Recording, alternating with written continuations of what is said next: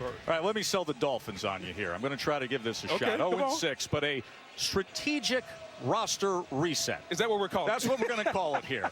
So you get this stripped-down version of the Dolphins. But here's what you're left with now. You got determined, hungry players. Yeah. You got a very focused head coach. And you watch the last couple weeks, they're inching towards that win. And call it what you want, the purge, the strategic roster reset. But last couple months, the major trades, Tunsil and Stills to Houston. Minkah comes here. There were other trades. But the bottom line is this. They're now loaded for the next two drafts.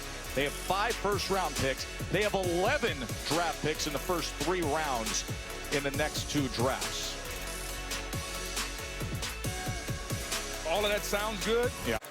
You know, and everybody's got this thought out there, that phrase, the alliteration headline of tanking for Tua. You want to know who the best prospect in college football is? You and I say this every weekend, right? It's Chase Young, the defensive end from Ohio State.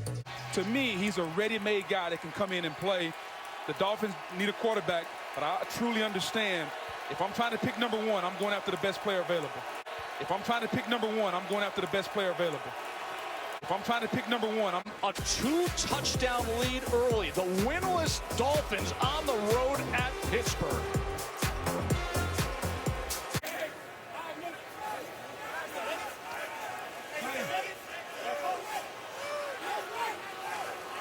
One timeout remains, a 3rd and 20.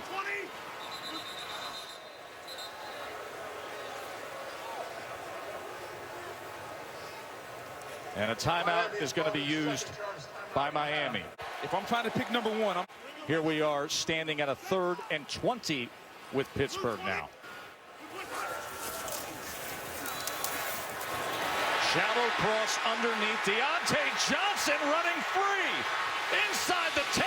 Cuffs back. Touchdown, Pittsburgh.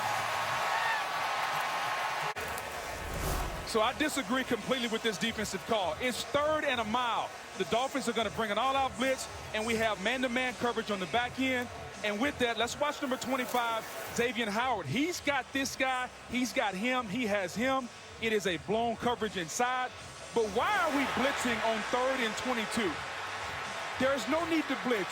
If I'm trying to pick number 1, you drop back, you play zone coverage, you make them throw the ball in front of you, and you make them kick a field goal. That is too easy. It's a good throw and a good catch.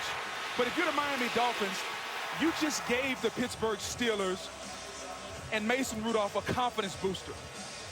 A simple slant goes to the house, and that's more on the Dolphins than it is on Pittsburgh. 3rd and 22, you should never bring an all-out blitz and be in man-to-man coverage. If I'm trying to pick number 1, what did you make of the 45-yard touchdown before the half here?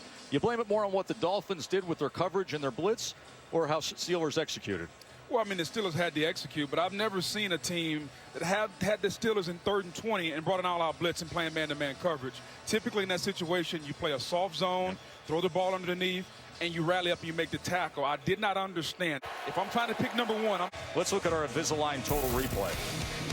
And this is where the game changed. At the end of the first half, there and there, Amoeba looked the all-out blitz.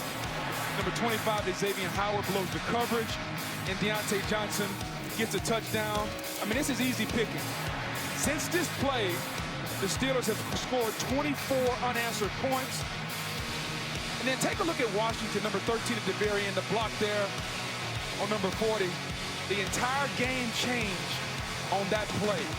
If I'm trying to pick number 1, it's Miami's 10th straight loss. 0-7 to start the year.